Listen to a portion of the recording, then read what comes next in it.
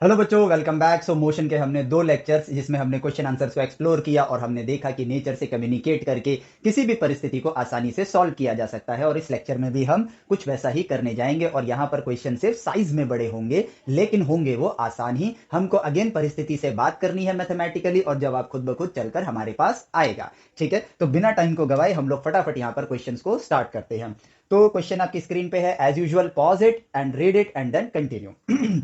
A healthy young man standing at a distance of 7 meter from a 11.8 meter high building sees a kid slipping from the top floor। ठीक है, तो भाई परिस्थिति को देखो, एक बिल्डिंग है यहाँ पर, ठीक है, जिसकी हाइट गिवन है, यहाँ पर हाइट गिवन है 11.8 मीटर्स। ठीक है, सिंपल जो दिख रहा है वही परिस्थिति हम यहाँ पर बनाएंगे। और इसकी छत से एक बच्चा स्लिप कर जाता है और वो नीचे गिरता है from the top floor. With what speed assumed uniform, आपको कांस्टेंट स्पीड अज्यूम करनी है यहाँ पर। Should he run to catch the kid at the arm height, और उसकी जो आर्म हाइट है वो है 1.8 मीटर, मतलब इस हाइट पे जो कि 1.8 मीटर की हाइट पर है, मतलब अपने आर्म्स पे जो फ्लोर से 1.8 मीटर का है, तो उसको कैच करना है। तो अब ये जो पर्सन है, ये जो पर्सन है इसके आर्म्स देखो इस हाइट पर हैं। ठीक है, ये जो पर्सन है इसकी दूरी कितनी दी हुई है, इसकी दूरी दी हुई है 7 मीटर्स की। ठीक है, तो भाई जितना टाइम, लॉजिकली बहुत ही सिंपल क्वेश्चन है, जितना टाइम बच्चे को लगेगा यहां तक पहुंचने में उतने ही टाइम में इस पर्सन को यहां से यहां पहुंचना है। और बच्चे को गिरने में कितनी हाइट तक गिरना होगा बच्चे को, ठीक है, उसको गिरना होगा, देखो ये पूरा 11.8 है, उसमें से 1.8 आपने सब्ट्रैक्ट कर दिया तो सिंपली 10 मीटर्स का आपको यहां पर फ्री फॉल मिलने वाला है। क्योंकि बच्चा अपने आप को कुदा नहीं रहा है, वो स्लिप करके गिर रहा है, इसलिए वो एक तरीके से यहां पे ड्रॉप हुआ है। और ड्रॉप का मतलब है इनिशियल वेलोसिटी डाउनवर्ड डायरेक्शन में आपकी क्या होगी, जीरो होगी। तो यहां पे टाइम कितना लगेगा, S is equal to U T plus half A T square वाले फॉर्मूले का हम इस्तेमाल करते हैं। क्यों कर रहे हैं, कांस्टेंट एक्सीलरेशन है इसलिए। तो हाइट उसको कितनी डिस्प्लेसमेंट उसको कितना ट्रेवल करना है, 10 मीटर्स का। मैं डाउनवर्ड डायरेक्शन को प्लस ले लेता हूं, 10 मीटर्स का उसको ट्रेवल करना है। Initial velocity zero, zero multiply anything is zero, plus half, यहां पे ग्रेविटी आपकी हो जाएगी जी, मल्टीप्लाई यहां पर टाइम हो जाएगा, टाइम आपको निकालना है तो उसको मैंने टी स्क्वायर लिखा, तो ये हो जाएगा 20 अपॉन में g is equal to t square. तो टी कितना हो जाएगा, इसका अंडर रूट कर देते हैं, ये आपके पास आ गया टाइम की वैल्यू। इतने टाइम में बच्चा इस पॉइंट पर होगा और इतने ही टाइम में इस पर्सन को 7 मीटर्स का डिस्टेंस ट्रेवल करना होगा अगर हमें यूनिफॉर्म स्पीड बतानी है। तो यहां पर उस पर्सन की स्पीड कितनी होनी चाहिए, सिंपल डिस्टेंस अपॉन में टाइम टेकन, जो कि हो जाएगा रूट ट्वेंटी अपॉन में जी, यानी कि हो गया 7 रूट जी अपॉन में रूट 20 मीटर पर सेकंड की स्पीड से उन्हें यहां पर ट्रेवल करना होगा। काम खत्म, ये रहा आपका आंसर। अगर आप यहां पर जी की वैल्यू 9.8 लोगे, कैलकुलेट कर लो। अगर आप यहां पर कैलकुलेशन को इजी करने के लिए कई बार हम लोग जी की वैल्यू 10 ले लेते हैं, तो ये बन जाएगा रूट 10, ये बन जाएगा रूट 20, इसको कट करेंगे यहां पर आएगा रूट 2। ठीक है, रूट 2 आएगा तो आपकी वेलोसिटी हो गई 7 अपॉन में रूट 2 मीटर पर सेकंड। काम खत्म। ठीक है, सिंपल है, 9.8 लोगे तो उसके हिसाब से सॉल्व करना है। The question is super easy. ठीक है, नेचर से ही बात करनी है, जवाब खुद चलकर आ रहा है। जवाब तक पहुंचने के लिए आप सिर्फ और सिर्फ क्या कर रहे हो, वो काम जो आपको 6th 7th 8th ग्रेड में सिखाया गया है, सिंप्लीफाई करना और कुछ नहीं। ठीक है, चलो तो अब बढ़ते हैं आपके नेक्स्ट क्वेश्चन की तरफ। ये है आपका एलिवेटर का क्वेश्चन, ठीक है, जो कि अगेन बहुत ही सिंपल है। क्वेश्चन के मामले में आप मेरे मुंह से कभी ये नहीं सुनोगे कि ये क्वेश्चन हार्ड है, सिर्फ ये सुन सकते हो कि ये क्वेश्चन बड़ा है, लेंदी है, लेकिन हार्ड कभी नहीं होगा वो। क्योंकि जब हम सही से बात करना सीख जाते हैं, ऑल क्वेश्चंस आर इजी। जब हमें बात ही करनी नहीं आती है तो कम्युनिकेट करना मुश्किल हो जाएगा, जब बात करनी आती है तो कम्युनिकेट करना आसान होगा। और जब कम्युनिकेशन इजीली हो रहा है तो नेचर जो सामने वाला पर्सन हमें बोल रहा है हम इजीली समझ जाएंगे। सिमिलरली नेचर जो हमसे बोलना चाहता है वो हम इजीली समझ जाएंगे, क्योंकि हम अब इस लैंग्वेज उस लैंग्वेज में बात कर रहे हैं जिसको हम कहते हैं मैथमेटिक्स। ठीक है, चलो तो क्वेश्चन आपकी स्क्रीन पर है, उसको देखो।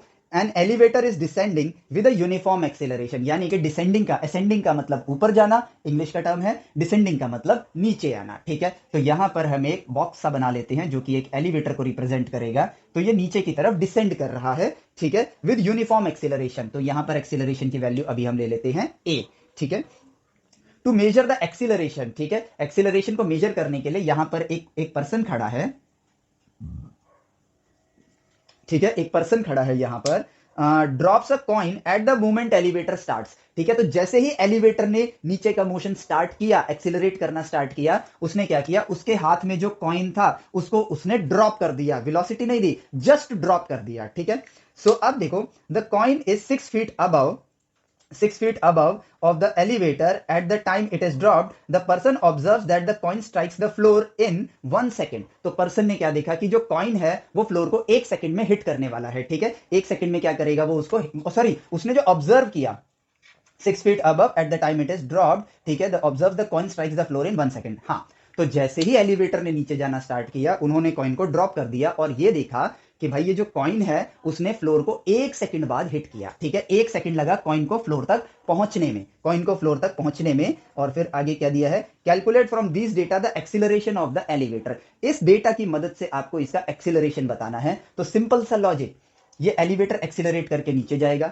वेरेज ये कॉइन भी नीचे आएगा, और कॉइन अगर ये सोचो कि भाई एलिवेटर का एक्सीलरेशन फास्ट होगा कॉइन के रिस्पेक्ट में, ठीक है। अगर मान लो एलिवेटर जो है कॉइन से तेज एक्सीलरेट कर रहा है तो कॉइन नीचे नहीं आएगा, आप खुद सोचो। और यही चल के आगे आपको सूडो फोर्सेस के बारे में भी पढ़ाएगा, ये अगेन एक ईस्टर एग हो गया, फोर्स के चैप्टर में आप देखोगे। लेकिन अब आप सोचो कि मान लो एलिवेटर तेज जा रहा है और आप एलिवेटर के साथ नीचे जा रहे हो, मान लो आपके पैर वहां पर फिक्स कर दिए गए हैं, ठीक है, आप एलिवेटर के साथ नीचे जा रहे हो और कॉइन का जो एक्सीलरेशन है वो स्लो है कंपेयर टू एलिवेटर, तो कॉइन आपको ऊपर जाता हुआ नजर आएगा, यानी कि वो फ्लाई करता हुआ नजर आएगा। वेरएस कॉइन ने इस परिस्थिति में एलिवेटर को टच किया है, इसका मतलब कॉइन का एक्सीलरेशन डाउनवर्ड डायरेक्शन में एलिवेटर के एक्सीलरेशन से ज्यादा होगा, ठीक है। तो अब यहां पर यह बात आती है कि भाई उसका एक्सीलरेशन और इसके एक्सीलरेशन की वैल्यू को हम कैसे निकालें। सॉरी, इसका एक्सीलरेशन तो हमें पता है, इसका एक्सीलरेशन की वैल्यू हम कैसे निकालें। तो सिंपली जब अभी जो इनके बीच में गैप है दैट इज योर 6 फीट, ठीक है, 6 फीट का गैप है इन दोनों के बीच में, कॉइन और फ्लोर के बीच में। तो आफ्टर 1 सेकेंड एलिवेटर, मान लो एलिवेटर इस पोजीशन पर आ गया,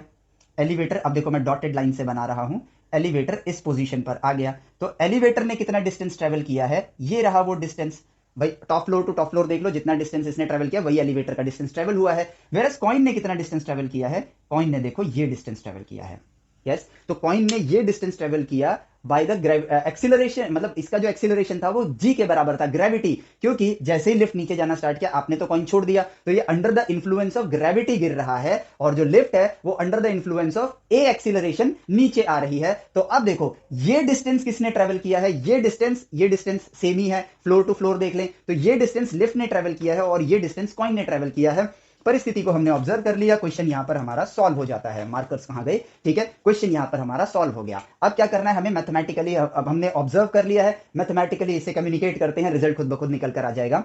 सो अब देखो भाई दोनों इस पॉइंट पर, कॉइन और लिफ्ट दोनों इसी पॉइंट पर एक ही टाइम पर है, दोनों इसी पॉइंट पर एक ही टाइम पर है। एक और डेटा हमने ऑब्जर्व कर लिया इस परिस्थिति से, ठीक है। तो अब यहां पर लिफ्ट जो डिस्टेंस ट्रेवल कर रहा है, लेट से उसको डी कह देते हैं, ठीक है। तो लिफ्ट की इनिशियल वेलोसिटी क्या थी, 0, कॉइन की इनिशियल वेलोसिटी क्या है, 0, ठीक है। तो यहां पर मैं कहूंगा कि भाई डी इज इक्वल टू यहां पर आ जाएगा आपके पास इनिशियल वेलोसिटी 0, ठीक है, मल्टीप्लाई टाइम तो 0 इंटू टाइम क्या हो जाएगा, 0 ही हो जाएगा, 1/2 ए, ठीक है। टाइम यहां पर कितना है, 1 का स्क्वायर। टाइम कितना लगा, 1 सेकंड बाद कॉइन ने इसको टच किया, तो लिफ्ट भी 1 सेकंड तक ही ट्रेवल किया होगा। तो यहां पर आ गया डी की वैल्यू आ गई a/2, डी की वैल्यू कितनी आ गई, a/2, सिंपल। अब आते हैं कॉइन की तरफ, तो कॉइन ने कितना ट्रेवल किया है, कॉइन ने ट्रेवल किया है 6 प्लस डी, कॉइन ने कितना ट्रेवल किया है, 6 प्लस डी। तो भाई कॉइन ने अगर इतना ट्रेवल किया है तो कॉइन के लिए यहां पर मैं इसको कैपिटल डी से रिप्रेजेंट करता हूं, ठीक है, जो कि होगा 6 प्लस स्मॉल डी के बराबर।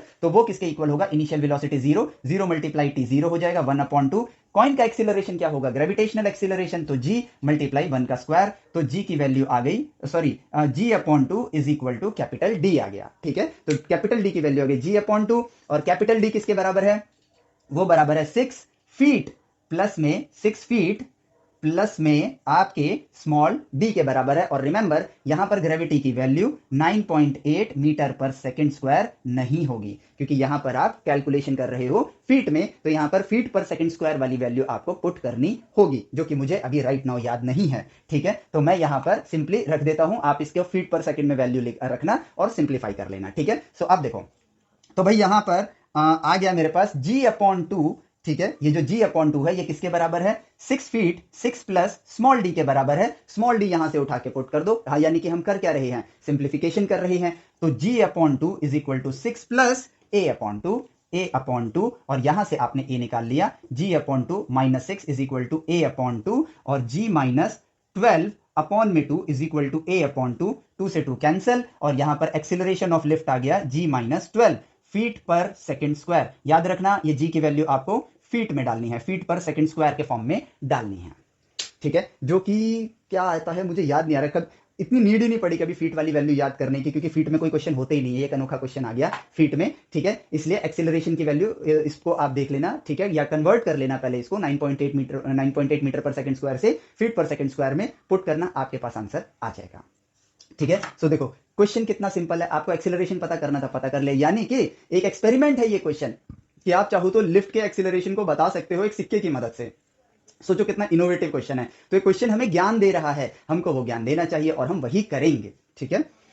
चलो तो बढ़ते हैं आपके अगले प्रश्न की तरफ, ठीक है। और ये क्वेश्चन है आपका स्क्रीन पर आपके सामने आ चुका है, इसको रब करूं, ठीक है। तो यहां पर है a ball is projected from a point on the floor with a speed of 15 metre पर second at an angle of 60 degree with the horizontal, ठीक है। तो भाई ये तो अब हम ये नाम याद कर लेते हैं, ये डायरेक्शन होती है हॉरिजॉन्टल, ठीक है, और ये वाली डायरेक्शन होती है आपकी वर्टिकल, ठीक है, ऊपर वर्टिकल सामने horizontal. Will it hit the vertical wall 5 metre away from the point of projection, ठीक है। तो यहां से हमने बॉल को थ्रो किया है 60 डिग्री के एंगल पर, ठीक है, 60 डिग्री के एंगल पर, और यहां से 5 मीटर दूर, 5 मीटर की दूरी पर, यानी कि यहां पर ये डिस्टेंस मैं ले लेता हूं 5 मीटर्स, ठीक है, ये डिस्टेंस मैं 5 मीटर्स ले लेता हूं, और यहां पर एक वॉल है, ठीक है, यहां पर एक वॉल है। तो आ गया point of projection and perpendicular to the plane of projection, ठीक है, विदाउट हिटिंग द फ्लोर, ठीक है, यस। तो क्वेश्चन ये है, विल इट हिट, क्या ये जो बॉल आपने फेंकी है ये इस दीवार से टकराएगी या नहीं टकराएगी, सिंपल सा लॉजिक, ठीक है। तो भाई यहां पर ये जो प्रोजेक्टाइल मोशन है, अगर इसकी रेंज 5 मीटर से छोटी हुई तो नहीं टकराएगी, अगर 5 मीटर से बड़ी हुई तो वॉल से टकराएगी, सिंपल सा आंसर। देखो परिस्थिति को देखा, आंसर आ गया। और यहां पर तो सिंपल वाला प्रोजेक्टाइल मोशन है, तो हम यहां पर रेंज निकालेंगे, ठीक है, रेंज निकालेंगे, जो कि निकल कर आएगा u square sine 2 theta whole upon में g। तो इनिशियल वेलोसिटी इस बॉल की कितनी है, 15 मीटर पर सेकेंड, तो 15 का स्क्वायर हो जाएगा 225 मल्टीप्लाई साइन 2 मल्टीप्लाई 60, तो ये हो जाएगा आपके पास साइन 120 डिग्री। और साइन 120, खैर अगर आपने अभी तक ट्रिग्नोमेट्री नहीं पढ़ी है, आप 11th में हो, आपने नहीं पढ़ी है, कोई बात नहीं, आगे कुछ टाइम के बाद आपको याद हो ही जाएगा। लेकिन अगर आप 12th में हो तो आप साइन 120 की वैल्यू जानते हो, और अगर आप ड्रॉपर हो, आप इसको देख रहे हो, तो भी आप साइन 120 की वैल्यू जानते हो, ठीक है। तो हम यहां पर साइन 120 की वैल्यू लिख देते हैं। बाकी अगर आप 11th में हो तो ये साइन 2 थीटा होता है 2 साइन थीटा कॉस थीटा, ये हमने प्रोजेक्टाइल का जब फॉर्मूला बना रहे थे तब देखा था हमने, इसको साइन क्या कहते हैं 2 थीटा लिखा था। तो 2 इंटू साइन 60 की वैल्यू होती है √3/2 और कॉस 60 की वैल्यू होती है 1/2, तो ये आंसर आ गया आपके पास √3/2। सो यहां पर पुट कर दो √3/2 और जी की वैल्यू ले लो यहां पर 9.8, या फिर आप कर दो राउंड फिगर 10, ठीक है, राउंड फिगर 10 कर दो, तो ये हो जाएगा आपके पास 112.105, तो ये हो जाएगा, और नीचे 10 है तो 11.25 मल्टीप्लाई √3, ये बनेगी आपकी रेंज, ठीक है, ये बनेगी आपकी रेंज। और अब देखो भाई रेंज जो है मेरी वो 5 मीटर से बड़ी है, अब √3 जो है 1.71 होता है, अगर 1 से मल्टीप्लाई करता तो 11.25 आता, अब तो मैं 1.71 से मल्टीप्लाई कर रहा हूं, यानी कि ये 11 से भी बड़ी वैल्यू देगा। इट मींस कि ये जो बॉल है ये यहां इस तरह से जाएगी, 11 मीटर की दूरी पर जाएगी, और रास्ते में वॉल आ रही है तो ये वॉल को हिट करेगी। हो गया क्वेश्चन सॉल्व, कितना सिंपल सा है। Observe the situation, solve the question, that's it, ठीक है। Will the answer differ if the wall is 22 metres away, ठीक है, क्या हमारा आंसर चेंज होगा अगर हमारा वॉल 22 मीटर्स अवे है, तो इसके लिए हमें यहां पर कैलकुलेशन करनी पड़ेगी 11.25 मल्टीप्लाई 1.73, ठीक है, √3 से मल्टीप्लाई करते हैं और देखते हैं यहां पर क्या आंसर आता है। फटाफट मैं 1 सेकंड में कैलकुलेटर से ही कर देता हूं, क्योंकि एंट्रेंस एग्जाम में जब कैलकुलेशंस आती हैं तो वो सिंपल कैलकुलेशंस आती हैं, इस तरह की वैल्यूज नहीं होती हैं, ठीक है। खुल जा भाई कैलकुलेटर, हाँ ठीक है। तो 11.25 मल्टीप्लाई आ गया मेरे पास 1.73, तो आंसर आया मेरे पास 19.4625, यानी कि जो इसकी एक्चुअल रेंज है वो निकल कर आ रही है 19.46, या फिर आप 19.5 मीटर ले लो 3 सिग्निफिकेंट डिजिट में, और यहां पर 19.5 इज लेस देन 22 मीटर, तो यस आंसर चेंज हो जाएगा। अगर वॉल 22 मीटर दूर होगी तो ये वॉल को हिट नहीं करेगा, as simple as that. Super easy question, सिर्फ आपको परिस्थिति देखनी है, सिंप्लीफाई करना है, मैथमेटिकली ऑब्जर्व करके आपको बस परिस्थिति को समझना है, and rest simplification, your answer is done. तो जब 5 मीटर दूर वॉल थी हिट कर रहा था, 22 मीटर दूर वॉल थी हिट नहीं कर रहा था, और ये क्वेश्चन आपका इजीली सॉल्व हो गया, ठीक है। अब बढ़ते हैं आपके अगले प्रश्न की तरफ, 39 ये एक इंपॉर्टेंट क्वेश्चन है, और इसके बाद जो क्वेश्चंस हैं ये सारे इंपॉर्टेंट क्वेश्चंस हैं। इन क्वेश्चंस को जनरली मैंने क्यों पिक किया है, क्योंकि मोस्टली बच्चे इनको बोलते हैं कि ये क्वेश्चंस एचसी वर्मा सर की बुक में काफी टफ क्वेश्चंस हैं, इसलिए मैंने इनको पिक किया है। तो आप भी इन क्वेश्चंस को ध्यान से करना, ठीक है। ध्यान से क्या करना, मैं आपको दिखाऊंगा कि बस नेचर से कम्युनिकेट करना है, और नेचर से जब हमने कम्युनिकेट कर लिया एक बार, वो सिर्फ सिंप्लीफिकेशन स्टेज बचती है, सिंप्लीफाई करेंगे, आंसर आ जाएगा, काम खत्म, ठीक है। सो देखो 39 question, find the average velocity, ठीक है। वेलोसिटी सबसे पहले क्वेश्चन को करने के लिए आपका पहला की पॉइंट आ गया, फाइंड द एवरेज वेलोसिटी। तो इसका मतलब एवरेज वेलोसिटी के कॉन्सेप्ट को हमें दिमाग में रखना है, ठीक है। Of a projectile between the instant it crosses the half the maximum height, ठीक है। तो प्रोजेक्टाइल मोशन को जब मैं इस तरह देख रहा हूं, ठीक है, तो ये मैक्सिमम हाइट है, इस मैक्सिमम हाइट का जो मिड पॉइंट है, ठीक है, यानी कि ये पॉइंट और ये पॉइंट, दो बार ये मतलब मैक्सिमम हाइट के मिड पॉइंट जो है वो दो बार रीच करेगा, ठीक है। एक ऊपर जाते वक्त इस पॉइंट पे, और जब टॉप पे चला गया फिर नीचे आते वक्त इस पॉइंट पे। तो यहां से यहां तक जब ये इस पॉइंट से इस पॉइंट को जब ये क्रॉस कर रहा है, तो आपको यहां पर एवरेज वेलोसिटी बतानी है, ठीक है। यही बोल रहा है क्वेश्चन।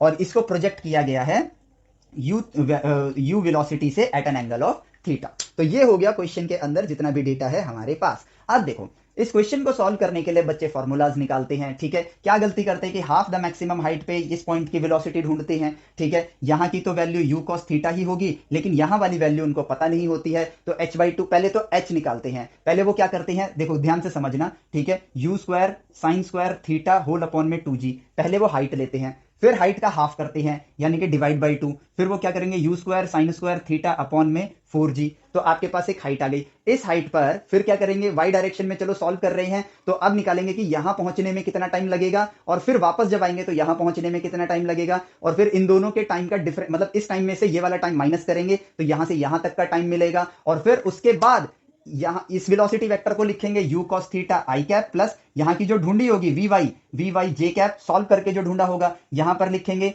वी वाई, ठीक है। ये माइनस हो जाएगा, मैग्नीट्यूड तो उतना ही रहेगा, और इधर होगा यू कॉस थीटा, फिर लिखेंगे U cos theta I cap plus V Y J cap, sorry ये माइनस में हो जाएगा। फिर या तो ये करेंगे this plus this divide by 2, this plus this divide by 2, और ये तो प्लस होंगे तो आपका प्लस माइनस साइन के साथ है तो ये जीरो हो जाएंगे, और फिर यहां पर एवरेज वेलोसिटी को ढूंढेंगे। उफ, इतनी मेहनत क्यों, ठीक है। इसीलिए फॉर्मूला के रास्ते चलते हैं। ये बस एग्जांपल के लिए मैंने इतना लंबा चौड़ा भाषण दिया आप लोगों को कि एग्जांपल के रास्ते मत जाओ, सॉरी फॉर्मूलाज के रास्ते मत जाओ, नेचर से बात करो, काम इतना मुश्किल नहीं है। लोग इतनी मेहनत मत करो, नेचर से बात करो, नेचर ने तो कहा है भाई जवाब मेरे पास ही है। आपको यहां पर एवरेज वेलोसिटी के कॉन्सेप्ट को याद रखना है, जो आपने मुझसे बात करते वक्त मेरे से सीखा था, मेरे से मतलब नेचर से सीखा था। जब हम नेचर से पूछ रहे थे कि डिस्प्लेसमेंट क्या होता है, तो उसने कहा था दो पॉइंट के बीच का शॉर्टेस्ट पाथ जो होता है उसको डिस्प्लेसमेंट कहते हैं। अब यहां पर आपकी वेलोसिटी इधर है, यहां पर आपकी वेलोसिटी इधर है, लेकिन इन दोनों पॉइंट की बीच का जो डिस्प्लेसमेंट है वो है ये स्ट्रेट लाइन, वो है ये स्ट्रेट लाइन। इन दोनों के बीच में जो डिस्टेंस है, ठीक है, वो मान लो s है, मान लिया मैंने वो s है। इस डिस्टेंस को ट्रेवल करने में उसको टाइम कितना लगेगा, मान लो वो t टाइम है, तो डिस्प्लेसमेंट अपॉन में टाइम टेकन अगर मैं कर देता हूं, s अपॉन में t अगर मैं कर देता हूं, तो इस डायरेक्शन में मेरी वेलोसिटी क्या है, u cos थीटा है। वो वेलोसिटी कितनी है, u cos थीटा। भाई सीधा सा लॉजिक, ये डिस्प्लेसमेंट है, ये मैग्नीट्यूड है, अब इस दिशा में तो मैं इसी वेलोसिटी से जा रहा हूं ना, तो डिस्टेंस अपॉन में time taken will be my you cos theta. ये मेरे पास क्या आ जाएगा, वेलोसिटी आ जाएगी। तो डिस्प्लेसमेंट देखो कितना आया, u cos theta multiply t, u cos theta multiply t आ गया, ये मेरे पास डिस्प्लेसमेंट आ गया। Average velocity is displacement upon में टाइम टेकन। ये हमने नेचर से सीखा था, ठीक है, ये हमने नेचर से सीखा था। तो अब सिंपल सा लॉजिक, खैर ये भी देखो, ये तो मैं एक्सप्लेन करने के लिए आपको निकाल के दिखा रहा हूं, वरना आप देखोगे यार वापस से अभी कट ही जाएगा ये, लेकिन आंसर क्या आएगा, डिस्प्लेसमेंट है you cos theta multiply T, इस दिशा की वेलोसिटी देखो क्या है यू कॉस थीटा, और वेलोसिटी को टाइम से मल्टीप्लाई कर दो, डिस्प्लेसमेंट आ जाएगा। तो डिस्प्लेसमेंट आ गया मेरे पास u cos theta multiply t. अब ये तो वही टाइम है ना जितने टाइम में ये यहां से यहां पहुंचा है, तो उसी टाइम से आपको डिवाइड करना है, टी से टी कैंसिल, ये रही आपकी एवरेज वेलोसिटी, और इसकी डायरेक्शन क्या है, हॉरिजॉन्टल, हॉरिजॉन्टल, ठीक है। देखो काम हो गया। ये एचसी वर्मा सर की बुक में आपका रेस्ट एंड मोशन वाले चैप्टर में क्वेश्चन नंबर 39 है, ठीक है, क्वेश्चन नंबर 39। आप इसके आंसर्स को जब चेक करोगे तो देखो वहां पर यू कॉस थीटा ही लिखा हुआ है। तो the thing is communicate with nature mathematically, आपके पास जवाब आ जाएगा। शुरुआती दिनों में ऐसा कभी मत सोचना कि हमने बस लेक्चर सुन लिया है, हमारा काम हो गया है। आपको उस लेक्चर्स के दौरान जब कॉन्सेप्ट को विजिट करवा रहा था, मैं नेचर से बात करवा रहा था, ये काम आपको करना है। मैं सिर्फ आपको दिखा रहा हूं कि नेचर से आपको बात कैसे करनी है, उसके बाद आपको ये काम सेल्फ करना है और फिर क्वेश्चंस की तरफ आना। यकीन मानो क्वेश्चंस आसानी से हो जाएंगे और जब आपके पास आपको वो कम्युनिकेट करने का मेथड आ जाएगा एक बार, 21 दिन में हमारा दिमाग ट्रेन होता है किसी भी एक चीज को परफॉर्म करने के लिए अपने daily day to day task में। 21 दिन नेचर से कम्युनिकेट करो, अभी तो स्टार्टिंग टाइम है। 21 दिन में वो हैबिट बनाओ, उसके बाद देखो आपकी रफ्तार इतनी तेज होगी कि आपको भी यकीन नहीं होगा कि मैं इतनी तेजी से कैसे पढ़ पा रहा हूं, इतनी आसानी से फिजिक्स और मैथमेटिक्स और केमिस्ट्री को कैसे सॉल्व कर पा रहा हूं। एक्चुअली में वो मुश्किल नहीं है। द थिंग इज, हम जिम में जाते हैं ना, पहले दिन तो अगर हम यहां पर बात करें तो पहले दिन तो बेंच प्रेस अगर हम लगा रहे हैं, बॉयज ज्यादा रिलेट करेंगे इस चीज से, ठीक है, गर्ल्स भी करेंगी, लेकिन आप समझना, जिम जा रहे हैं तो ट्रेनर बोलता है पहले दिन खाली रॉड से एक्सरसाइज करो। हमें लगता है कि यार खाली रॉड से मैं क्या कर लूंगा, मैं बॉडी बिल्डर थोड़ी बनूंगा, लेकिन वो जानता है शुरुआत में आपके मसल्स को ओपन करना है। सेम उसी तरीके से शुरुआती दिनों में आप लोगों के लिए सबसे इंपॉर्टेंट चीज यही है कि आप अपने ब्रेन को एक आदत डलवाओ नेचर में चीजों को कम्युनिकेट करने की, मैथमेटिकली नेचर को ऑब्जर्व करके मैथमेटिकली कम्युनिकेट करने की। उसके बाद देखो भी 1-1.5 महीने हम हल्के वजन के साथ ही अपने बॉडी के मसल्स को ओपन कर रहे होते हैं जिम में, और 1-1.5 महीने के बाद हमको यकीन नहीं हो पाता है अपनी बॉडी को देख के कि जहां मेरे से 2.5 किलो की प्लेटें पहले दिन या दूसरे दिन नहीं उठाई जा रही थी, अब हम 20-20 किलो की प्लेट्स लगा के जिम कर पा रहे हैं, एक्सरसाइज कर पा रहे हैं। और ठीक ऐसा ही आपके साथ होगा पढ़ाई के दौरान। अगर आप अगले 21 दिन तक अपने ब्रेन को एक ट्रेनिंग देते हो ना नेचर से बात करने की, 22वें दिन से आपको खुद पे यकीन नहीं होगा कि मेरे अंदर इतना ज्यादा ट्रांसफॉर्मेशन आ गया। सिर्फ 21 दिन की बात है। हर चीज को नेचर में ऑब्जर्व करके कम्युनिकेट करना स्टार्ट कर दो। जो पढ़ रहे हो ना, सीक्वेंस में पढ़ो, और जो भी पढ़ रहे हो नेचर से बात करने की आदत डालो। यकीन मानो उसके बाद आपको लाइफ में कभी कोई प्रॉब्लम नहीं आएगी, क्योंकि वंस एक हैबिट हमारे अंदर बन जाती है ना, फिर वो हैबिट कभी नहीं जाती है। ये एक साइंटिफिक फैक्ट है, मतलब लोगों पे रिसर्च किया गया है, लोग करते वही है जो उनकी हैबिट में होता है, और ये वाली हैबिट हमने बनाई नहीं है। तो 21 दिन का टाइम दो अपने आप को, और ये नई हैबिट नेचर से कम्युनिकेट करने की अपने अंदर बिल्ड कर लो, और उसके बाद देखो मैजिकल चीजें आपके साथ होनी स्टार्ट हो जाएंगी। ठीक है, चलो तो बढ़ते हैं अगले प्रश्न की तरफ। ठीक है, तो अब आपका नेक्स्ट क्वेश्चन है, देखो ये बहुत इंपॉर्टेंट क्वेश्चन है लेकिन मुश्किल नहीं है, आसान सा है। A man is sitting on a shore of a river, he is in a line of 1 metre long board and 5.5 metre away from the centre of the board. ठीक है, तो अब देखो यहां पहले क्वेश्चन को समझो, यहां पे इंग्लिश को आपको समझना है और उसके बाद परिस्थिति बनानी है कि भाई ये एक रिवर है। ठीक है, रिवर में एक बोट है, यहां पर बोट को थोड़ा सा बोट की तरह बनाते हैं। ठीक है, ये एक बोट है यहां पर, और यहां पर एक इंसान खड़ा है किनारे पर। ठीक है, किनारे पर खड़ा है। तो as per the data, boat जो है उसकी लेंथ है 1 मीटर की। ठीक है, लिख दिया हमने डेटा। और फिर द बोट का जो सेंटर है उससे इस पर्सन की दूरी, सेंटर ऑफ बोट से जो पर्सन की दूरी है, दैट इज 5.5 मीटर। ठीक है, चलो गुड।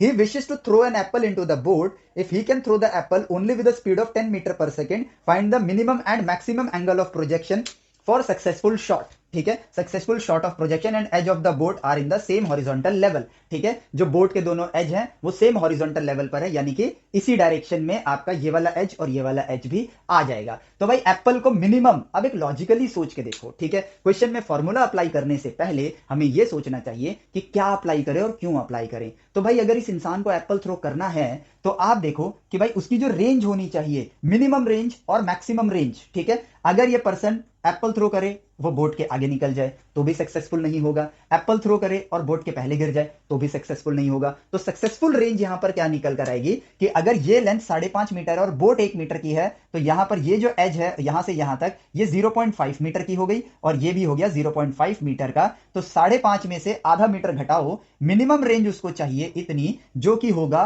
कितना, 5 मीटर का, और मैक्सिमम रेंज चाहिए उसको इतनी, जो कि कितना होगा, 6 मीटर का।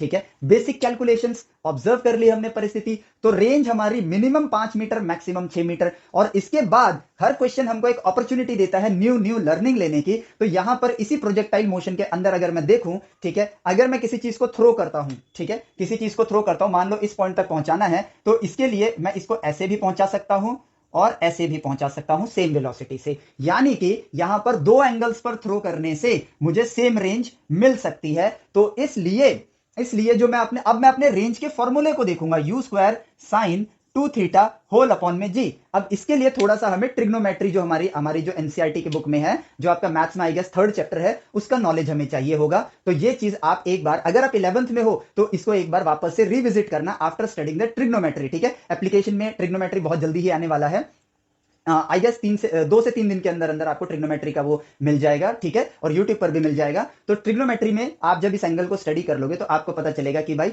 यहां पर 0 से 90 के बीच में आपको दो एंगल्स मिलेंगे, ठीक है, जिस पर सेम रेंज निकलेगी। अब आप खुद ही सोच के देखो, इसको मैंने यहां से यहां पहुंचाना है तो ऐसे भी पहुंचा दिया और ऐसे भी पहुंचा दिया, और सेम ही वेलोसिटी से फेंका मैंने, दोनों केस में सेम ही वेलोसिटी से फेंका मैंने। बस यहां पर क्या हुआ, फर्क किसमें था, एंगल में फर्क था। और यही से हमको एक चीज पता चल गई कि सेम रेंज के लिए दो एंगल्स हमें चाहिए होंगे। तो और अगर आप देखो, आप 12th में हो तो आप इसके रिजल्ट को आराम से ढूंढ लोगे। आप अगर ड्रॉपर में हो तो भी आपको ये वैल्यू, अभी मैं सिंप्लीफाई करूंगा तो समझ आ जाएगी। बट अगर आप 11th ग्रेड में हो और इस लेक्चर को देख रहे हो तो कोई प्रॉब्लम वाली बात नहीं है। जैसे ट्रिग्नोमेट्री आपकी फिनिश होगी, एक बार और इसको रिविजिट कर लो और देखो आपका काम, क्या कहते हैं, मैं तमाम बोलने जा रहा था, आपका काम आसानी से हो जाएगा, ठीक है। चलो तो अब देखते हैं। तो भाई यहां पर हम ये चाहते हैं कि एप्पल इस क्या कहते हैं बोर्ड के अंदर आ जाए, तो हम मिनिमम रेंज को लेते हैं कि भाई 5 मीटर तो वो चला ही जाए, ठीक है। तो रेंज हो गई 5 मीटर। इनिशियल स्पीड जो है, जिस स्पीड से वो फेंक सकता है, वो सिर्फ और सिर्फ 10 मीटर पर सेकंड है एज पर द क्वेश्चन। तो 10 का square sine 2 theta whole divided by आपका यहां पर जी, और जी की वैल्यू हम लोग लेंगे यहां पर 10 मीटर पर second square to make calculations easy, क्योंकि यहां भी 10 है यहां भी 10 है, आसानी से कट जाएगा, ठीक है। तो देखो एक काट ही देते हैं यहां पर। तो साइन 2 थीटा की वैल्यू आ गई आपके पास 5 अपॉन में 10, जो कि होता है 1 अपॉन 2। और अब देखो साइन 2 थीटा की वैल्यू 1 अपॉन 2 कहां कहां होती है, बस इतना सा ज्ञान आपको ट्रिग्नोमेट्री में मिलेगा। और वो क्या है कि एक तो आपको पता है, अगर आप 11th में हो तो 10th में आप जानते ही हो कि 1 अपॉन 2 आता है 30 डिग्री पर, ठीक है। और जब आप ट्रिग्नोमेट्री पढ़ लोगे तो आपको पता चलेगा कि 150 डिग्री पर भी आता है।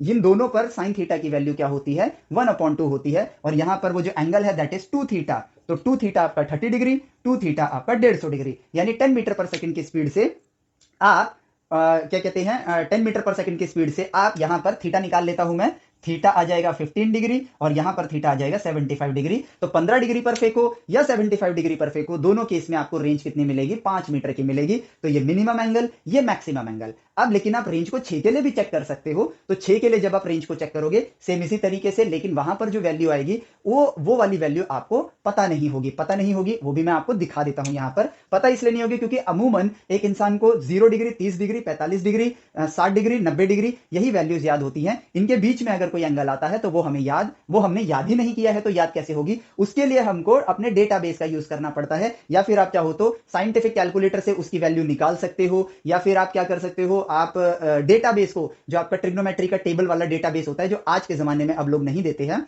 उसके जरिए आप वैल्यू निकाल सकते हो। क्योंकि जब मैं रेंज की वैल्यू 6 लूंगा तो यहां पर आएगा 10 स्क्वायर साइन 2 थीटा, जी की वैल्यू 10 लूंगा तो यहां पर साइन 2 थीटा की वैल्यू आएगी 6 अपॉन 10, जो कि है 3 अपॉन 5। और ये वाली वैल्यू के लिए एंगल आपको पता नहीं होगा, डेटाबेस से देखना आपको ये मिल जाएगा। ये मैंने एक बार मैं आपको दिखा ही देता हूं, ठीक है। किधर गया कैलकुलेटर, ठीक है, कैलकुलेटर से ही कर पाएंगे क्योंकि मुझे भी इसकी वैल्यू याद नहीं है, ठीक है। तो मैं यहां पर लिखता हूं 3 डिवाइडेड बाई 5, जो कि होगा 0.6 के बराबर, और इसका इनवर्स निकालूंगा 36.8 डिग्री आएगा। तो 2 थीटा की वैल्यू आई 36.8, जिसको अगर मैं हाफ करूंगा तो थीटा की वैल्यू आएगी 18.4 डिग्री, जो कि 15 डिग्री से बड़ा है। तो मिनिमम एंगल यही रहेगा। और जो दूसरा एंगल आपका निकल कर आएगा वो निकल कर आएगा 180 माइनस 36.8, जो कि होगा 143.2। इसका हाफ करूंगा मैं तो दूसरा थीटा जो निकल कर आएगा वो निकल कर आएगा 71.6, जो कि 75 से छोटा है। इसलिए ये हो गया मिनिमम, ये हो गया मैक्सिमम। अब देखो इस परिस्थिति को पूरा हम लोग अब निचोड़ सकते हैं और फील कर सकते हैं। अगर 15 डिग्री के एंगल पर फेंका तो 5 मीटर वाले पॉइंट पर ये पहुंच जाएगा, यानी एप्पल बोट में। 75 डिग्री पर फेंका तो भी 5 मीटर वाली रेंज कवर कर लेगा, यानी कि बोट में, ठीक है। आपका ये 18.4 डिग्री पर फेंका, ठीक है। तो ये देखो अब जरा फील करो, 15 पे फेंकते हैं, ठीक है। यहां से मैं रब करता हूं इसको, ठीक है, इसको रब करता हूं। ये लिया मैंने 15 डिग्री, ठीक है। 18.4 थोड़ा सा ही ऊपर होगा, ठीक है। 71 इतना होगा और 75 इतना होगा। जब आपने 15 पर फेंका तो ये देखो कहां तक गया, 5 तक गया। 18.4 पर फेंका तो कहां तक गया, 6 तक गया। फिर 71.6 पर फेंका तो देखो कहां तक गया, तो 6 तक गया। 75 तक फेंका तो देखो कहां तक गया, 5 तक गया। इस तरह से आपकी देखो 4 प्रोजेक्शंस आपके निकल कर आ गई, और इन दोनों के बीच में जो ये एंगल है, ठीक है, ये वाला जो एंगल है, इसके ऊपर जब आप कैलकुलेट करोगे, ठीक है, तो ये चीज उसके इन दोनों के बीच में, यानी कि ये तो 15 हो गया, ये 18.4 हो गया, ये आपके पास हो गया कितना था 71.6 हो गया, ये 75 हो गया।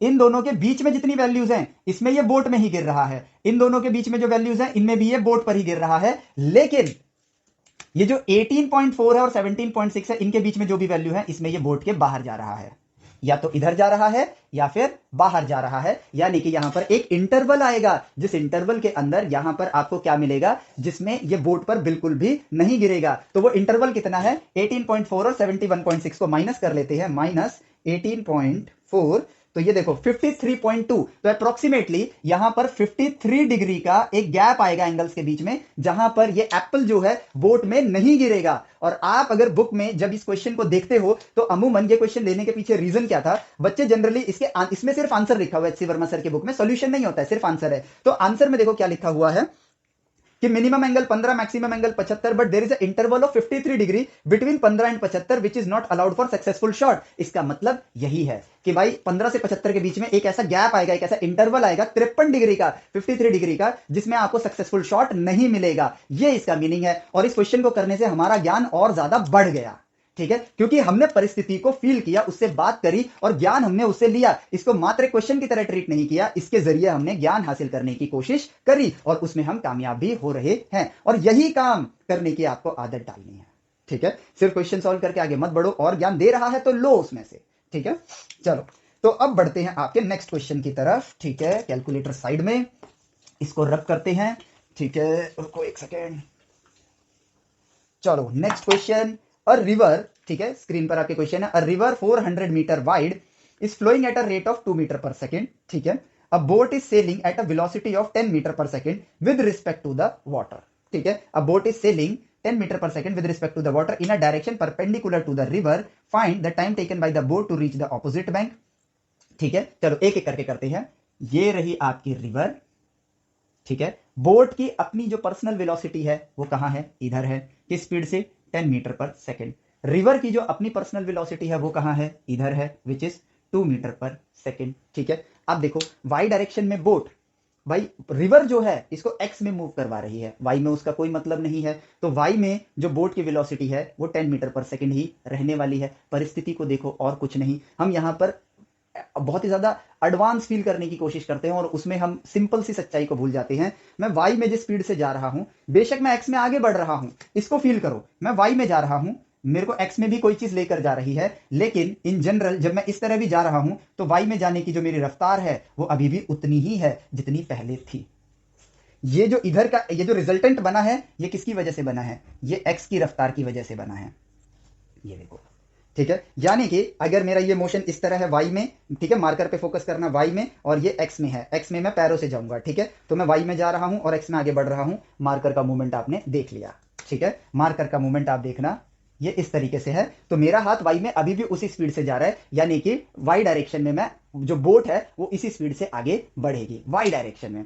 इसीलिए यही एक ऑब्जर्वेशन है जिसके जरिए हमने क्या ढूंढा था कि परपेंडिकुलर वेक्टर्स जो होते हैं ये अपना अपना काम करते हैं, एक दूसरे के साथ इंटरफेयर नहीं करते हैं। हाँ, पैरेलल होंगे तो दोनों ऐड हो जाएंगे। मान लो ये बोट इधर ना जाके इधर जा रही होती 10 से, तो एक्चुअली में वो इधर 12 की स्पीड से जा रही होती, क्योंकि 10 मीटर खुद से जाता, 2 मीटर आगे पानी ले जाता, तो इसकी स्पीड ऐड हो जाती। अगर उल्टा जा रही होती, ठीक है, तो 10 मीटर ये इधर आता, 2 मीटर पानी इधर ढकेल देता, तो यानी 8 मीटर पर सेकंड की स्पीड से इस डायरेक्शन में जा रहा होता, तो आपका एडिशन सब्ट्रैक्शन होता। सेम डायरेक्शन में ऐड होते, अपोजिट डायरेक्शन में सब्ट्रैक्ट होते, लेकिन परपेंडिकुलर वाले अपना काम स्वयं करते हैं। तो बस यहीं पे हमने अपने कॉन्सेप्ट को रिवाइज कर लिया और अब बारी है इस प्रश्न को सॉल्व करने की। तो कॉन्सेप्ट हो गया revise, now we are ready. अब देखते हैं पार्ट ए को, find the time taken by the boat to reach the opposite bank, ठीक है। अब यहां पर रिवर कितनी है, 400 मीटर वाइड है, ठीक है, 400 मीटर वाइड है, 400 मीटर चौड़ी है, ऑपोजिट बैंक पे पहुंचना है, काम खत्म। तो वाई डायरेक्शन में 400 मीटर, वाई डायरेक्शन की स्पीड 10 मीटर, ठीक है, तो 400 मीटर डिवाइड बाई 10 मीटर पर सेकंड, तो सेकंड ऊपर चला जाएगा, मीटर से मीटर कैंसिल, ये कैंसिल,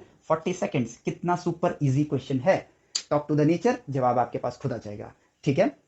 चलो अब पढ़ते हैं आपके बी पार्ट पे, किधर गया, how far from the point directly opposite to the starting point does the boat reaches the opposite bank.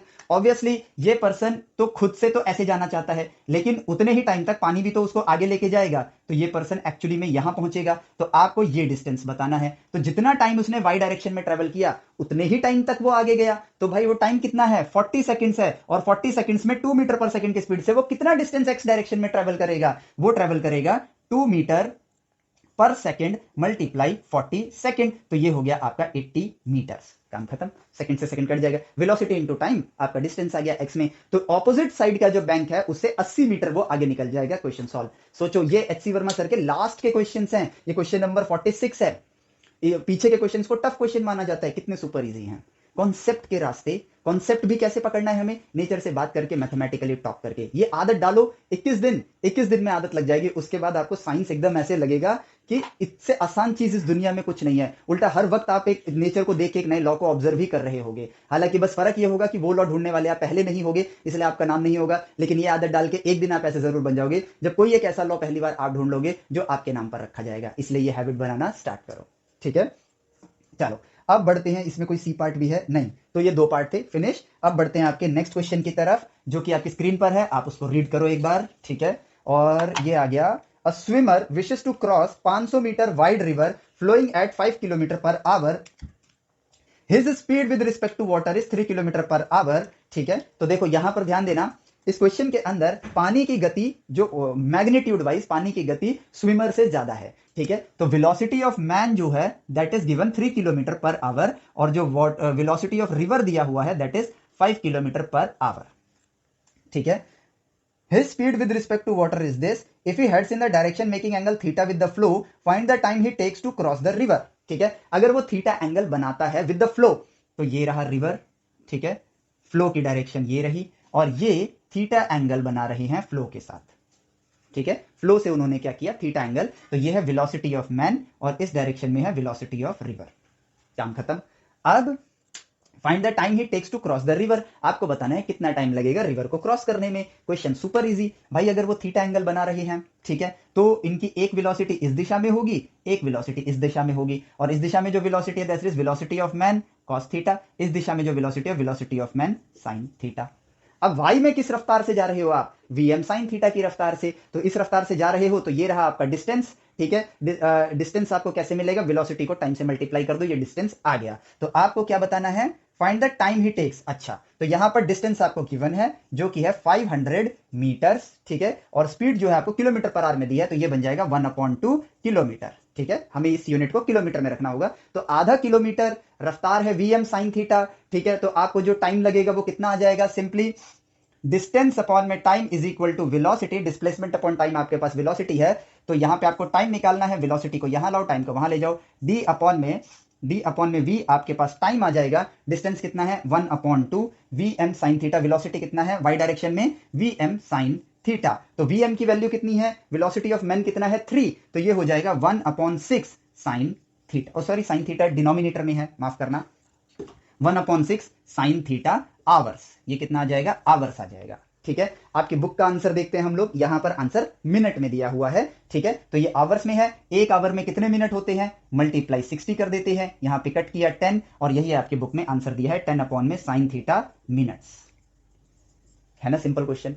भाई वाई में जाना है, वाई की वेलोसिटी देखो, वाई की वेलोसिटी ये रही, डिस्टेंस अपॉन में टाइम वेलोसिटी के बराबर होगा, तो आपको टाइम निकालना है, तो डिस्टेंस अपॉन वेलोसिटी टाइम के बराबर होगा, काम खत्म। कांस्टेंट वेलोसिटी है तो कांस्टेंट वेलोसिटी वाला फॉर्मूला, वाई वाला काम वाई में होगा, एक्स वाला काम एक्स में होगा। एक्स में अगर पूछा जाए कि इतने टाइम में वो एक्स में कितना डिस्टेंस ट्रेवल कर लेगा, तो एक्स में उसकी वेलोसिटी होगी VM cos theta plus V R, ठीक है, ये ऐड कर दूंगा, और ये वेलोसिटी में जब इस टाइम को मल्टीप्लाई करूंगा तो इतना डिस्टेंस उन्होंने एक्स में ट्रेवल किया होगा, एज सिंपल एज दैट। क्योंकि अपनी वेलोसिटी से ये जितना ट्रेवल करेंगे प्लस रिवर की वेलोसिटी से ये और ज्यादा ट्रेवल करेंगे, तो वो डिस्टेंस ऐड हो, मतलब वो वेलोसिटीज ऐड हो जाएंगी, इसलिए डिस्टेंस भी दोनों के जो निकल कर आएंगे वो ऐड हो जाएंगे, और वही डिस्टेंस इन्होंने एक्स में ट्रेवल किया होगा, काम खत्म।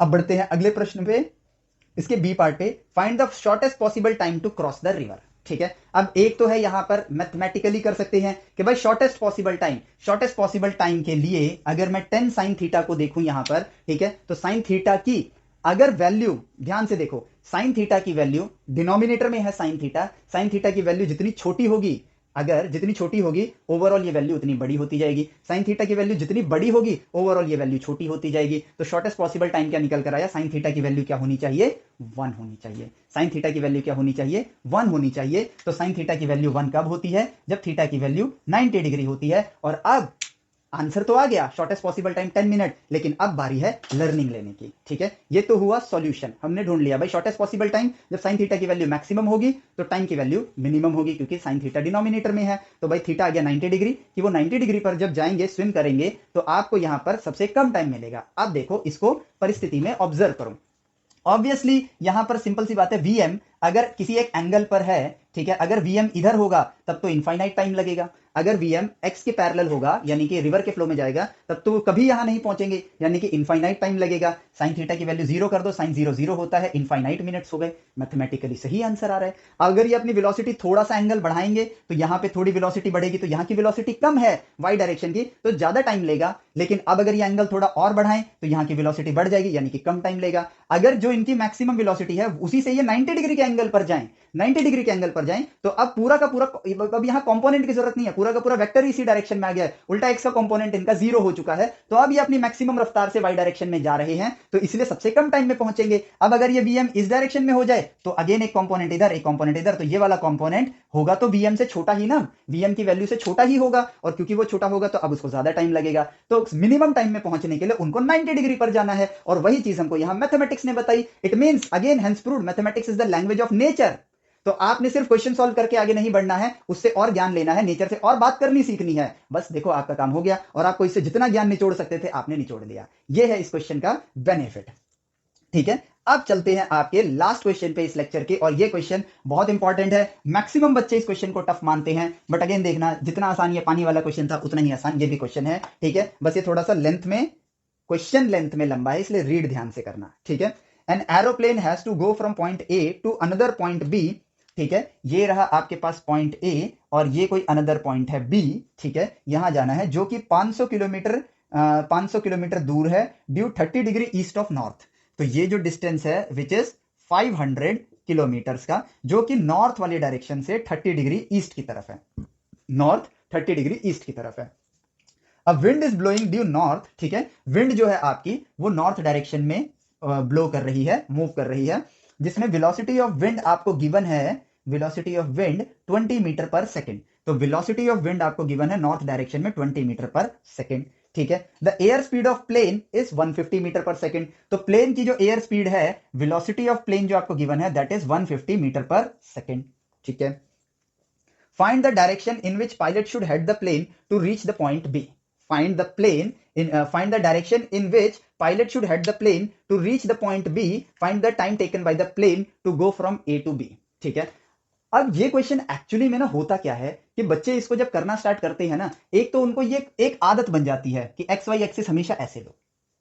ये आदत की वजह से यहां पर क्वेश्चन सॉल्व, ऐसा नहीं है कि इस वाले फ्रेम से क्वेश्चन सॉल्व नहीं होगा, क्वेश्चन सॉल्व होगा, लेकिन हम नेचर से बात करना सीख गए हैं और हमने ये जाना है कि यार हम फ्रेम ऑफ रेफरेंस अपने ऑब्जर्वेशन के हिसाब से लेते हैं। तो हम क्या करते हैं भाई यहां पर, ठीक है, एक मिनट इसको थोड़ा सा साफ कर दूं क्योंकि अच्छे से फ्रेम ऑफ रेफरेंस आपको दिखाऊंगा। हम क्या करते हैं यहां पर इस क्वेश्चन को इस फ्रेम ऑफ रेफरेंस से जब करते हैं तो भाई आपको जाना यहां है, वेलोसिटी ऑफ प्लेन इधर है, इसका कंपोनेंट इधर होगा, एक कंपोनेंट इधर होगा, वेलोसिटी ऑफ विंड भी इसी डायरेक्शन में है। ठीक है, फिर आप कंपोनेंट्स के हिसाब से सॉल्व करना स्टार्ट करोगे, सॉल्व हो जाएगा, कोई प्रॉब्लम नहीं है, बस थोड़ा लेंथी हो जाता है। लेकिन अब यहां पर एक नए नजरिए से चलते हैं कि यार मैं अपने फ्रेम ऑफ रेफरेंस को ऐसे लेता हूं, देखो वेलोसिटी ऑफ विंड यहां पर है, ठीक है, वेलोसिटी ऑफ विंड यहां पर है, मैं क्या करता हूं जहां मुझे पहुंचना है, जहां मुझे पहुंचना है मैं उस डायरेक्शन में, ठीक है, उस डायरेक्शन में अपना एक्स एक्सिस बनाता हूं और उसके परपेंडिकुलर अपना वाई एक्सिस बनाता हूं। ठीक है, तो अब मेरा जो प्लेन है, ठीक है, जो एरोप्लेन है वो इस डायरेक्शन में जा रहा है, एरोप्लेन इधर जा रहा है। ठीक है, और मेरा रिजल्टेंट जो है वो एक्स एक्सिस पर आना चाहिए, मेरा रिजल्टेंट जो है वो कहां आना चाहिए, एक्स एक्सिस पर आना चाहिए। और ये जो एंगल है ये 30 डिग्री है, ये गिवन है क्वेश्चन में, क्योंकि जो जहां मुझे पहुंचना है वो नॉर्थ से 30 डिग्री पर है। अब देखो इसका जो बेनिफिट मुझे मिलेगा, ये मैंने अपने एक्स और वाई एक्सिस को वो किया। अब देखो अब मेरे ये दोनों वेक्टर्स कितने सिंपली यहां पर शो हो रही हैं। तो अब देखो this is velocity of plane, ठीक है, ये एंगल मुझे पता नहीं है तो मैंने इस एंगल को लिख दिया अल्फा। तो भाई एक्स एक्सिस पर मेरी वेलोसिटी कितनी होगी, वी पी कॉस अल्फा, और इस डायरेक्शन में मेरी वेलोसिटी क्या होगी, V P sine alpha. Yes, ठीक है, वेलोसिटी ऑफ विंड है, ठीक है, वेलोसिटी ऑफ विंड है, तो ये रहा वेलोसिटी ऑफ विंड। इस डायरेक्शन में वेलोसिटी ऑफ विंड कितना होगा, ठीक है, एक्स डायरेक्शन में मैं ऐसे यहां पे दे देता हूं वी डब्ल्यू, यहां पे एंगल है 30, तो ये बन जाएगा cos 30 डिग्री, और वाई डायरेक्शन में कितना हो जाएगा वी डब्ल्यू साइन 30।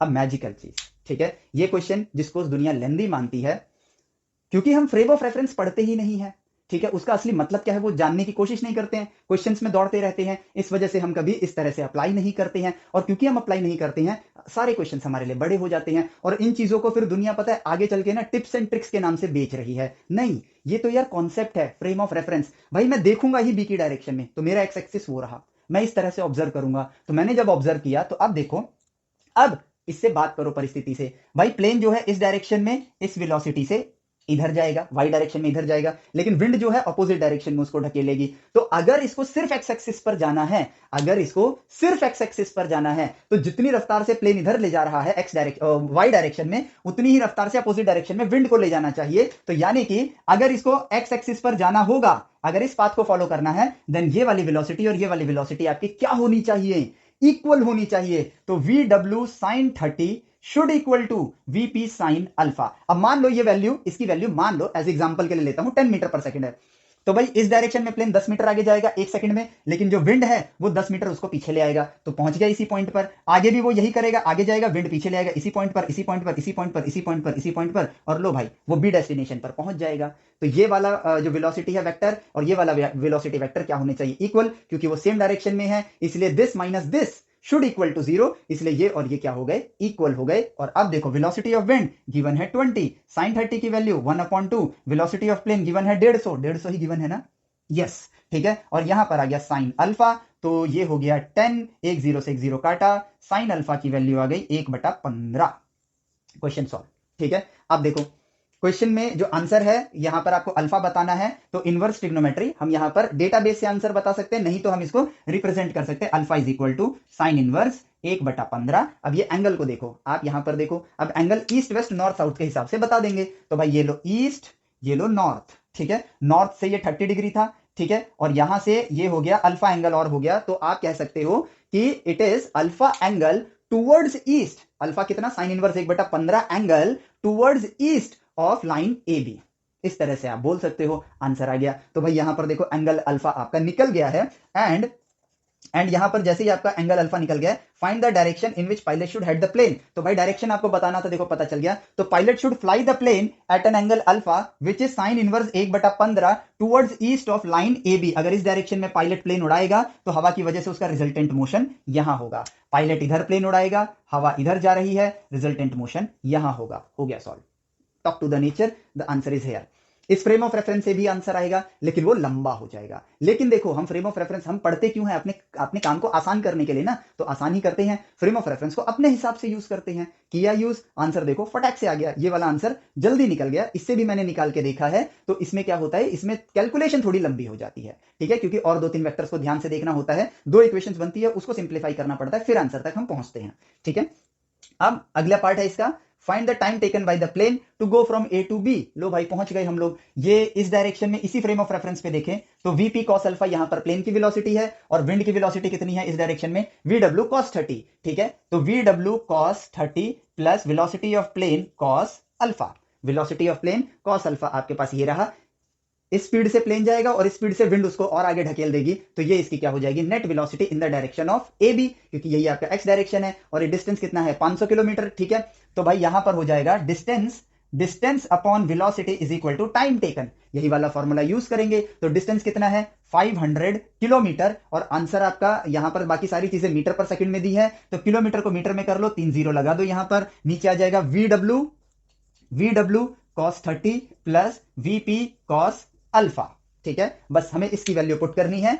अब बचा क्या है, सिंप्लीफिकेशन बचा है, तो भाई यहां पर लिखो 5 0 0 0 0 0 1 2 3 4 5 1 2 3 4 5 डिवाइडेड बाई वी डब्ल्यू कितना है आपके पास, वेलोसिटी ऑफ विंड कितनी है आपके पास 20, मल्टीप्लाई कॉस 30 कितना होता है √3/2, प्लस यहां पर वेलोसिटी ऑफ प्लेन कितना है 150, मल्टीप्लाई कॉस अल्फा हमें नहीं पता है लेकिन साइन अल्फा हमें पता है, कॉस अल्फा नहीं पता है लेकिन साइन अल्फा पता है। साइन अल्फा क्या होता है, परपेंडिकुलर अपॉन हाइपोटेन्यूज, ठीक है, तो यहां पर बेस की वैल्यू कितनी हो जाएगी H square minus P square का अंडर रूट, यानी कि 15 का स्क्वायर 225 माइनस पी का स्क्वायर 1 है अंडर रूट, यानी बेस की वैल्यू है 224 का under root divided by hypotenuse 15 which is your cos alpha. 10th grade mathematics, ये लो कॉस अल्फा की वैल्यू आ गई, तो यहां पर हो जाएगा multiply under root 224 divided by 15, तो इसको इससे काटूंगा 10 आ जाएगा, इसको इससे काटूंगा 10 आ जाएगा, 10 कॉमन लूंगा, एक जीरो कम कर दो, 50000 डिवाइडेड बाई √3 प्लस √224, ठीक है, सेकेंड्स। इतना टाइम यहां पर लगेगा।